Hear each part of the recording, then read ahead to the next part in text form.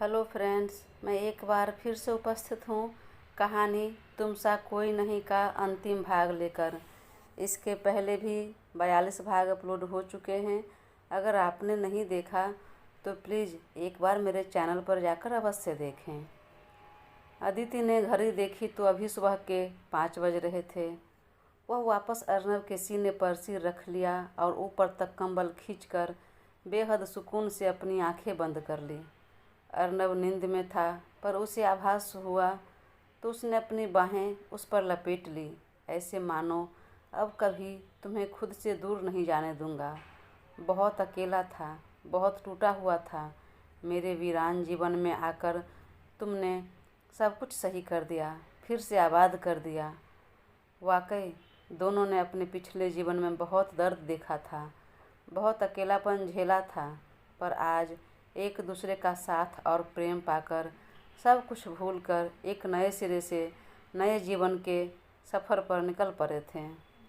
अगली सुबह अर्नब पहले उठ गया और अदिति को अपने सीने पर निश्चिंत होकर सोते देखा तो चेहरे पर सुकून भरी मुस्कान आ गई।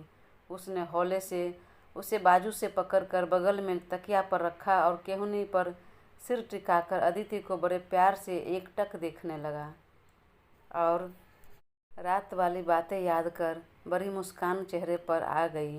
वह झुका और माथे को चूम लिया। मुझे भरोसा नहीं था कि फिर कभी किसी को अपनी लाइफ में शामिल कर पाऊँगा, अपना बना पाऊँगा, पर तुमने आकर सब कुछ ठीक कर दिया। थैंक यू इस घर में आने के लिए, मेरे जीवन में आने के लिए और मुझे अपनाने के लिए। मन में बोलती हुई उसने घड़ी देखी तो सुबह के 8 बज गए थे। वह टॉवेल लेकर बाथरूम में फ्रेश होने चला गया और कुछ देर बाद निकला तो देखा अब भी अदिति सो रही थी। घड़ी में 9 बज चुके थे। वह अदिति को सोते छोड़ कमरे से बाहर निकला तो देखा दादू नाश्ता कर रहे हैं। ओह, मैं अभी अदिति को उठा देता हूँ आपको मेडिसिन देने के लिए। बहू को सोने दो, उसे जगाने की कोई ज़रूरत नहीं है। ठीक है, पर आप मुझे बता दीजिए कौन सी दवाई कैसे लेते हैं, मैं दे देता हूँ। उसकी भी ज़रूरत नहीं है, मैं खुद ले लूँगा, सब मालूम है मुझे। अर्नब को लगा शायद दादू नाराज़ हैं देर तक सोने की वजह से।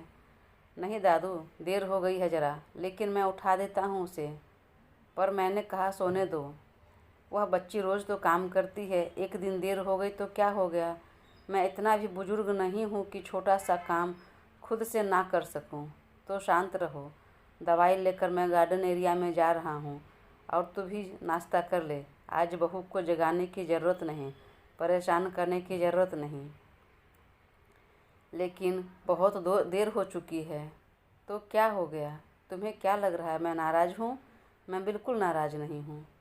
ठीक है दादू, मैं समझ गया। बहू ने इस घर को अपना मान लिया और सब रिश्ते को स्वीकार कर लिया, तभी तो वह निश्चिंत से चैन की नींद सो रही है। मन में बोलकर दादू मुस्कुराते हुए गार्डन एरिया में चले गए। अर्नब ने हरी काका को कॉफ़ी बनाने बोल वापस कमरे में आया। अदिति अभी गहरी नींद में सो रही थी तो अर्नब अपना सिर पीट लिया। हे भगवान, लगता है कलयुग की कुंभकर्ण यही है। फिर वह उसके पास बैठा और उसका सिर सहलाते हुए कहा, अदिति उठ जाओ, और 1-2 बार आवाज़ लगाई तो अदिति ने मुस्कुराते हुए आंखें खोली और अर्नब का हाथ अपने गाल के नीचे रखते हुए कहा, सोने दीजिए ना। पर 9 बज गए।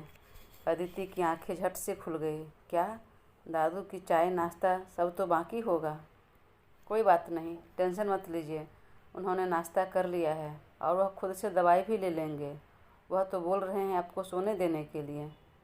नहीं, अब नहीं सोना है, वह लेटे हुए बोल रही थी और अपने ऊपर अब तक कंबल ओढ़ रखी थी। तो उठिए, जाइए फ्रेश हो जाइए, मैं कॉफ़ी लेकर आता हूँ। अर्नब वहीं पास बैठकर अदिति के गालों पर आ रहे बाल के लटों को कान के पीछे करते हुए कहा। परंतु अदिति ने ना में सिर हिलाते हुए कहा, नहीं, मुझे फ्रेश नहीं होना है। पर क्यों? फ्रेश हो जाओ, देखो कितना लेट हो गया। अदिति ने वापस सिर हिलाते हुए कहा, नहीं होना। पर क्यों? आपके प्यार का रंग जो चढ़ा है वो धुल जाएंगे। सुनकर अर्नब अदिति के चेहरे पर झुका और कहा, मेरे प्यार का रंग इतना कच्चा नहीं है जो इतनी आसानी से धुल जाए। अरे मैं वह रंगरेज हूँ जिसको अपने प्यार में एक बार रंग दूँ तो एक जन्म क्या, जन्म जन्मांतर तक अपना रंग तनिक सा मलिन ना होने दूँ। और आप धुलने की बात कर रही हैं, समझिए आप। अब चलिए उठिए। लेकिन अदिति ने ना में सिर हिलाया और वापस ब्लैंकेट में सिकुड़ गई। अर्नब ने इधर उधर देखा और ब्लैंकेट खींच दिया। अदिति खुद को देखकर एकदम लाज से सिकुड़ गई। सर से लेकर पांव तक एक भी जगह नहीं छूटा था जहां अर्नब के होंठ के छापे नहीं पड़े हो। खुद को देखकर आंखें बड़ी होने के साथ वह खुद को ढकने के लिए कंबल खींचने लगे। अर्नब ने उसकी आंखों में देखा और कहा, अब इतना शर्माने की भी ज़रूरत नहीं, अब कुछ भी छिपा नहीं है मुझसे, बोलकर बाहों में उठा लिया। अदिति शर्म से अपना चेहरा अर्नब के सीने में घुसा लिया। वह उसे यूं ही थामे बाथरूम में लेकर चला गया और शावर के नीचे खड़ा कर दिया। अदिति खुद में सिमटती हुई बोली, अब जाइए आप, मैं फ्रेश होकर आ जाऊंगी। पर अर्नब बाथरूम का डोर लॉक कर वापस आ गया। नहीं, अब तो अकेले फ्रेश नहीं होंगी आप। पर आप तो हो चुके हैं ना, तो क्या हो गया, दोबारा हो गया तो, बोलकर वह वापस मुड़ा और अदिति के बेहद करीब आकर शावर ऑन कर दिया और दोनों एक साथ भीगने लगे। पानी में भीगी हुई अदिति बेहद खूबसूरत लग रही थी। उसके बालों से टपकती हुई पानी की बूंदें मोती के भांति फिसल रहे थे। अर्नब की उंगलियां शर्ट का बटन रिमूव करने लगी। अदिति उसे देखकर आंखें बड़ी कर ली और उसे वहां से जाने के लिए धक्का देने लगी। अर्नब ने शर्ट के 3 बटन खोलकर छोड़ दिया, पर वह वहां से हिला नहीं। उसने उसे दोनों तरफ दीवार पर बेहद करीब हाथ रखते हुए कहा, बहुत ही खूबसूरत पल हैं, जी लेते हैं ना इसे। अदिति उसकी आंखों में देखने लगी तो अर्नब उस पर झुका। अर्नब के शर्ट के ऊपर खुले हुए 3 बटन से पूरा मजबूत सीना दिखाई दे रहा था। भीगे हुए बिखरे बालों से टप टप पानी मोतियों से गिर रहे थे, जिसमें वह बेहद आकर्षक लग रहा था। इस तरह देख रही हो, ऊपर से कंट्रोल करने भी बोल रही हो, इतनी ज़्यादती नहीं चलेगी। अदिति का दिल धड़क उठा। वह उसे धक्का देकर वहाँ से भगाने लगी, लेकिन अर्नब इस कदर वहाँ जमा हुआ था कि अदिति के धक्का देने से जरा भी हिला तक नहीं। वह अपनी बाहों को अदिति के कमर में फंसाया और अपने तरफ खींचकर बेहद करीब कर लिया, जिससे अदिति के भी दोनों हाथ उसके सीने पर आ टिके। अर्नब उसके कानों के पास धीरे से कहा, दिल में चाहत की आग लगाकर भगाना चाह रही हो, बोलते हुए कान के निचले हिस्से पर अपना होंठ फिराने लगा। अदिति का शर्म से चेहरा लाल हो उठा, सांसें गर्म हो गई। अर्नब ने ठुड्डी पकड़कर उसका चेहरा उठाया और अपने हाथों में भर लिया और उसके भीगे होंठ को अपने होंठों में दबा लिया। अदिति भी मचल उठी उसके प्यार में डूब जाने को, पर फिर भी खुद पर संयम करते हुए उसे धक्का देने लगी। अर्नब उसे कमर से पकड़कर और करीब कर लिया। अदिति भी अपनी चाहत को और रोक नहीं पाई और उसके सीने से कसकर लग गई और अपनी बाहें उस पर कस दी। अर्नब ने शर्ट रिमूव किया और उसे बाहों में भरकर प्यार लुटाने लगा। उसी शाम अर्नब कुछ देर के लिए ऑफिस गया और फिर जल्दी घर आकर कहा, कल सुबह रेडी हो जाइएगा, हमें कहीं जाना है। लेकिन कहाँ? ससुर जी के घर, मतलब पापा के घर। हाँ, क्यों, आपको मायके नहीं जाना? हाँ जाना है, पर अकेले नहीं, आपको लेकर जाऊंगी। मैं आपसे दूर नहीं रह सकती। तो रहना कौन चाहता है, मैं खुद आपको अकेले नहीं रहने दूंगा। और अगले दिन जाकर दोनों जब दादू को कहा तो बहुत खुश हुए। तब दोनों एक साथ डॉक्टर खन्ना के घर गए। जब उन्होंने दोनों को देखा तो खुशी का ठिकाना नहीं रहा। उसके चेहरे की रंगत बता रही थी कि वह दोनों पति पत्नी के रिश्तों को स्वीकार कर लिया है। दोनों एक हो चुके हैं। उन्होंने कसकर दोनों को अपने गले से लगा लिया। मुझे अब कोई दुख नहीं है, तुम दोनों को एक साथ देखने की इच्छा मेरी पूरी हो गई। मेरी एक बेटी दिया चली गई तो अदिति के रूप में दूसरी बेटी मिल गई। जो मेरे ख्वाब थे वह पूरे हो गए। मुझे मेरी बेटी दामाद मिल गए। तुम लोग हमेशा खुश रहो, आगे बढ़ते रहो, हमारा आशीर्वाद हमेशा तुम्हारे साथ है। अर्नब उसे छोड़कर आ गया। अदिति हफ्ते भर रुकने वाली थी, लेकिन अर्नब के जाते समय बोली, देखो समय समय पर कॉल करते रहना। अरे कॉल नहीं करूँगा। पर क्यों? क्योंकि दिन में काम करूँगा, रात को तो यहीं आऊँगा। टेंशन क्यों ले रही हो मेरी जान? पर क्यों? वहाँ दादू के साथ रहना भी ज़रूरी है। उसने अदिति का गाल थपथपाते हुए कहा, चिंता मत करो, दादू के साथ भीमा रुक जाएगा और मैं यहाँ, क्योंकि दिन तो मैं काम करके कैसे भी काट लूँगा, पर मेरी रातें कैसे कटेगी आपके बिना? आना तो पड़ेगा मुझे, या नहीं तो आप मेरे साथ चलिए, वरना जब तक यहाँ रहेंगी तब तक तो रात को मैं यहीं आने वाला हूँ। आपको जो करना है कीजिए, वैसे भी कहाँ मेरे बोलने से रुकने वाले हैं। सुनकर अर्नब हंसते हुए निकल गया। अब सब कुछ सही हो चुका था। अपने अपने लाइफ में सभी व्यस्त और खुश थे। भीमा और नीति भी करीब आ रहे थे। नीति की ट्रेनिंग पूरी हो गई थी तो अर्नब के कहने पर और डॉक्टर खन्ना की वजह से उसे भी सिटी हॉस्पिटल में काम मिल गया।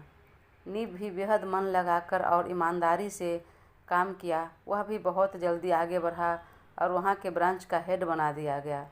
अर्नब ने बना दिया। समय बीता। 2 साल बाद अदिति ने जुड़वा बच्चों को जन्म दिया। बेटा बिल्कुल माँ के ऊपर था और बेटी पिता के ऊपर गए थे। बच्चे 3 महीने के हो चुके थे अब, और उसके नामकरण संस्कार था आज, जिसके उपलक्ष्य में घर में बड़ी पार्टी रखी थी। सारे रिश्तेदार के साथ गेस्ट भी आ चुके थे। नीति और भीमा ने शादी कर ली थी। उधर गोवा में नीव ने जयंत की विधवा वाइफ से शादी कर उसके बच्चे को अपना लिया। यूँ तो उसके माँ बाप ने बहुत मना किया, लेकिन नीव नहीं माना। सब अपने अपने लाइफ में सेटल हो चुके थे। वहीं उसकी चाची अपने दोनों बच्चों को अकेले पाल रही थी। चाचा और जितेश अभी भी जेल में थे। डॉक्टर खन्ना भी अब अपने काम से रिटायर हो चुके थे और अर्नब के कहने पर वह भी सिंघानिया पैलेस में रहने लगे थे। अब तक सारे गेस्ट आ चुके थे। तभी पंडित जी ने आवाज़ लगाई, बच्चों को लेकर माता पिता आ जाइए, पूजा का मुहूर्त हो गया है। अदिति और अर्नब दोनों बच्चों को लेकर बाहर आए और साथ में पूजा पर बैठे। विधि पूर्वक पूजा संपन्न हुआ। तब पंडित जी ने कहा, बच्चों के नाम बताइए। अदिति ने ही बेटी का नाम दिया रखा और बेटे का नाम अधीश रखा। और फिर सब बारी बारी गोद में लेकर बच्चों को लाड कर रहे थे, फ़ोटो क्लिक करवा रहे थे। तभी अदिति ने कहा, अरे सुनो, एक फैमिली फ़ोटो हो जाए।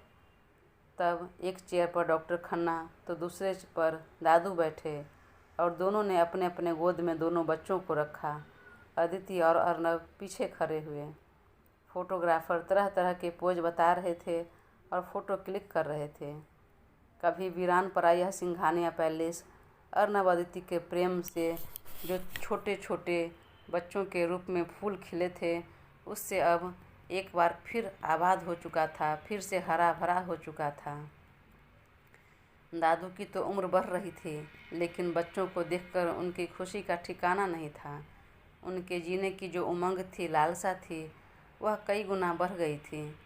डॉक्टर खन्ना जो अकेले हो गए थे, अब सबका साथ रहने लगे तो उन्हें बेहद खुशी मिली। एक परिवार का साथ पाकर, सहारा पाकर वह बेहद अच्छे से रह रहे थे। कुछ देर में पूजा संपन्न हुआ। सब अपने अपने घर को गए।